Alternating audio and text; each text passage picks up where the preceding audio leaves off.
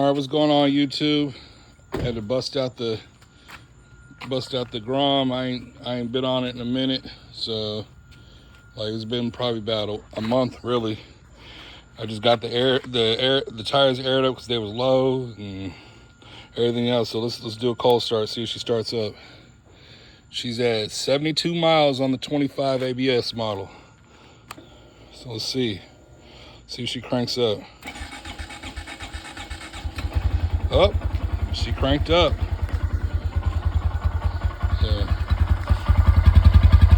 Yeah, she dirty. I still need to give it a wash. Yeah, she purty though. She definitely purty. So, yeah.